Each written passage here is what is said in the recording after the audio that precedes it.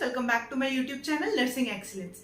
In the today's video, we will discuss about Unit 2 of Medical Surgical Nursing, that is nursing care of the patient with common signs and symptoms and management. This is the Unit 2, and in this unit we will discuss about several topics. Those are like body fluids, shock, pain, vomiting, dyspnea, cough, fever, unconsciousness, syncope, incontinence, edema and age-related problems one by one. So, in the today's video, we will discuss more elaborately about the first condition of this unit, that is about body fluids. What all body fluids are there in our body and what are the importance of these body fluids in our body. So before moving to the topic, I would like to request you to please like, subscribe and share to my channel, as it means a lot to me and provides motivation to make new videos like this. So without any delay, let's get started. In the topic body fluids, we will discuss mainly about the fluid balance, fluid and electrolyte imbalance, acid-base imbalance and parenteral fluid therapy. So basically आपने बहुत बार nursing diagnosis बनाते वक्त ये nursing diagnosis जरूर बनाया होगा, fluid electrolyte imbalance, right? So in this condition, in this video, we will discuss about fluid and electrolyte imbalance. The composition of the body fluids include two main things, that are your water, that is your solvent, and the next one is your solute, right? अगर हम लोग बोले solvent means विलायक जो अपने आप में घुलेगा, and solutes means विलेय जो उसमें घुलेगा. अगर सपोज करें हम लोग इसे पानी और इसे चीनी माने, राइट? तो this will be water will be your solvent and sugar will be your solute, right?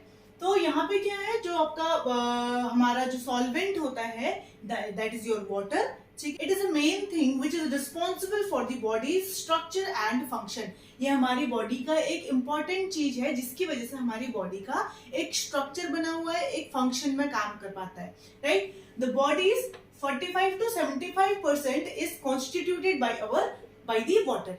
45 to 75% of body weight is made up of solvent, right? Or we can also say this, 60% of the body weight. Water consists of 60% of the body weight, so it is the main constituent of our body, and it ranges different in different age group, right? And it is basically increased. जो solvent होता है, पानी का amount जो है वो younger age में ज्यादा होता है rather compared to the older age. यानी आपने older age में देखा होगा स्किन की जो टोन होता है, स्किन की स्ट्रेंथ होती है वो थोड़ा वीक हो जाती है, स्किन में झुर्रियां पड़ जाती है, राइट?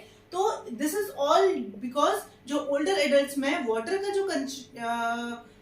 का जो अमाउंट है that is low and it is increased in our younger age, right? The sources of हमारी बॉडी में ये पानी आता कहाँ से है? First one, ingested food and liquid, जो भी हम पानी पी रहे हैं या जो भी हम खाना खा रहे हैं उसके थ्रू, और दूसरा क्या है, metabolic water. Second thing is your solute, right? Solute means क्या बोला मैंने आपको? सोल्यूट मींस विलेय, जो उसमें पानी में घुलेगा, राइट? अपने बॉडी में सोल्यूट्स की बात करें तो सोल्यूट्स में क्या आता है आपके? It is basically categorised into electrolytes and non electrolytes. हमारे बॉडी में सोल्यूट्स जो हैं वो दो टाइप्स के हैं, एक को हम इलेक्ट्रोलाइट बोल सकते हैं, एक को हम नॉन इलेक्ट्रोलाइट बोल सकते हैं. इलेक्ट्रोलाइट क्या होते हैं? हमारे इनऑर्गेनिक सॉल्ट्स होते हैं, राइट? इनऑर्गेनिक सॉल्ट्स लाइक आपका एसिड, आपका बेस और कुछ protein, right? And non electrolytes are, जो नॉन इलेक्ट्रोलाइट्स है वो क्या है आपके? ग्लूकोज है, कार्बोहाइड्रेट है, लिपिड है, फैट है, क्रिएटिनिन है, यूरिया है. These all are your non electrolytes, right?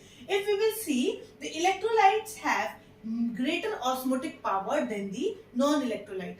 Now what is this osmosis?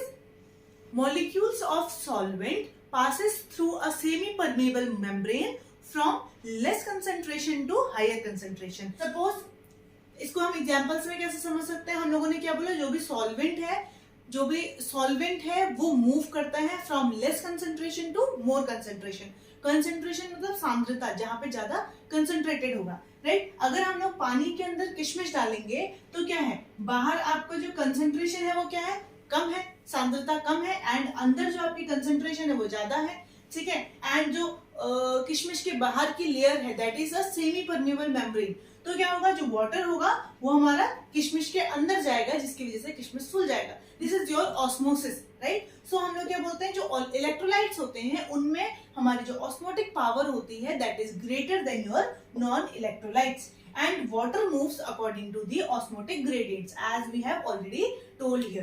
Now we will discuss about the fluid compartment. जो हमारा fluid है वो कौन कौन से compartments में present है, right? The first one is extracellular fluid and the second one is intracellular fluid. Firstly, we will understand what is the difference between extracellular fluid and intracellular fluid. The first thing is fluid that is present outside the cell is called your extracellular fluid. Examples can be your blood, obviously it is outside the cells, blood, plasma, lymph and CSF, cerebrospinal fluid. What is intracellular fluid? Intracellular fluid is the fluid that is present between the cell, right? Cell के अंदर जो भी fluid present है that is your intracellular fluid, just present inside the cell, that is the fluid that is present inside the cell and it is controlled by cell itself. और इस cell के अंदर कितना फ्लूइड होगा ये इसी cell द्वारा निर्धारित किया जाता है, राइट। और ये इसके पास कहां से आएगा, that will be from your ECF, extra cellular fluid से ही जो आपका फ्लूइड है वो मूव करके इंट्रासेलुलर फ्लूइड में जाता है, right. So and fluid moves from extra cellular space to intracellular space, जैसे कि हमने अभी बताया जो हमारा फ्लूइड होता है वो एक्स्ट्रा सेलुलर स्पेस से इंट्रासेलुलर स्पेस में जाता है। Cellular fluid is the medium जिसमें हमारे जो भी सेल्स होते हैं वो प्रेजेंट होते हैं। ICF का इंट्रासेलुलर फ्लूइड का एग्जांपल क्या है, दैट इज योर साइटोसोल, यानी हम लोग हिंदी में बोलेंगे तो कोशिका द्रव्य। Now we will see the electrolyte composition of the body fluid. जो हमारा अभी हम लोगों ने पढ़ा कि बॉडी फ्लूइड का कंपोजिशन कैसा है, तो उसमें बॉडी फ्लूइड में इलेक्ट्रोलाइट का कंपोजिशन कैसा होता है। ACF is your extra cellular fluid and ICF is your intracellular fluid. ECF में अगर हम लोग देखते हैं तो sodium is the major cation, cation is your positive ion. जो मेजर एनायन होता है मतलब जो माइनस नेगेटिव आयन होता है that is your chlorine, right. Same उसी सेंस में ICF के अंदर सोडियम और पोटेशियम का जो लेवल होता है वो बहुत कम होता है एंड जो यहाँ पे जो मेन कैटायन होता है दैट इज योर, जो आपका पॉजिटिव आयन होता है that is your potassium and जो मेन यहाँ पे that is your phosphate. Now the body fluid volume, right. जो हमारे बॉडी का फ्लूइड वॉल्यूम है there can be two situations, right. Body का जो फ्लूइड वॉल्यूम है वो कम हो सकता है या फिर ज्यादा हो सकता है। The first case when the fluid volume will be in excess that condition is known as your hypervolemia. Hyper means increased, volemia means volume, right. तो हमारा क्या होगा, हाइपरवॉलीमिया ऐसी कंडीशन होगी जहां पे हमारा जो बॉडी का फ्लूइड वॉल्यूम है वो बढ़ेगा, right.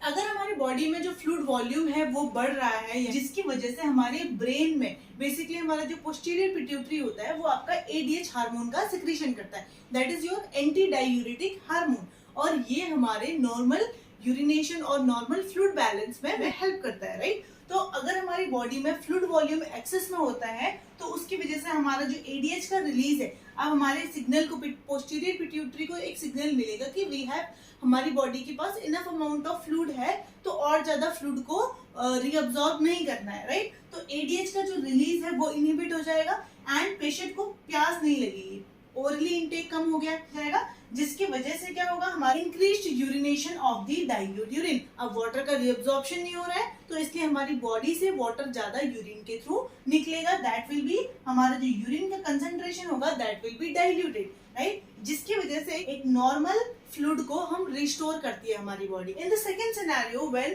There is deficient fluid volume, जब हमारी बॉडी में डिहाइड्रेशन की वजह से क्या है, बॉडी का जो फ्लूइड वॉल्यूम है वो डिक्रीज हो जाए, उसकी वजह से क्या होता है, हमारा अब हमारी बॉडी में फ्लूइड को कम हो रहा है लेकिन हमारी बॉडी की नॉर्मल मेटाबॉलिज्म को तो मेंटेन करना है। हमारी बॉडी की नॉर्मल मैकेनिज्म क्या है कि हमारे उसको मेंटेन करना, राइट। अब कैसे मेंटेन करेगी हमारी बॉडी में फ्लूइड को, तो हमारे जो फ्लूइड वॉल्यूम डेफिसिट होने की वजह से उसकी वजह से प्यास ज्यादा लगेगी, राइट। प्यास ज्यादा लगेगी तो इंसान ज्यादा पानी पिएगा। नेक्स्ट वन इज हमारा जो एंटी डायूरेटिक हार्मोन था that is secreted from your posterior pituitary, उसका रिलीज स्टार्ट हो जाएगा। उसका रिलीज स्टार्ट होगा, इसका मतलब हमारा जो यूरिनेशन के थ्रू बाहर वाटर निकल रहा था उसमें हमारे क्या होगा, वाटर रीअब्जॉर्प्शन ज्यादा करने लगेगा। कौन, हमारा एडीएच हार्मोन, राइट। तो अगर वाटर का रीअब्जॉर्प्शन ज्यादा है तो हमारे यूरिन के थ्रू कंसंट्रेटेड यूरिन बाहर निकलेगी एंड वाटर ज्यादा से ज्यादा हमारी बॉडी में रीअब्जॉर्ब होगा, ठीक है। That contribute to increased urination of concentrated urine will be increased, जिसकी वजह से हमारा जो यूरिनेशन है of your concentrated urine will be increased. इसकी वजह से ये हमें क्या हेल्प करता है, ताकि हमारी बॉडी में एक नॉर्मल फ्लूइड वॉल्यूम मेंटेन हो सके। Next we will discuss about the fluid and electrolyte imbalance. इसमें दो टर्म्स हैं, fluid imbalance and electrolyte imbalance, right. हम लोगों ने पहले बता दिया फ्लूइड क्या है और इलेक्ट्रोलाइट क्या है। So firstly we will discuss about the fluid imbalance, right. Fluid imbalance is a certain condition when there is abnormal level of fluid in our body। हमारी बॉडी में एक abnormal level होना fluid का, that will be your fluid imbalance। There are main 5 types of fluid imbalance। First one is your EFVD, second one is your EFVE, third one is your EFVS, IFVE and IFVD। Then the full form of these terminologies is EF is related to your extracellular fluid volume deficit, right? Extracellular fluid volume excess, right? When there will be fluid volume excess, right? Extracellular fluid volume shift, the S signifies shift, इधर से उधर shift हो जाना, right? Next IVFE, intracellular fluid volume excess and intracellular fluid volume deficit, right? So these are the main 5 type of our fluid imbalance। इसका जो हम explanation है वो हम अगली वीडियो में देखेंगे। This is all about the today's video. अगर इस वीडियो से आपको वैल्यू मिलती है so please like, subscribe and share करना ना भूलें। Thank you so much for watching.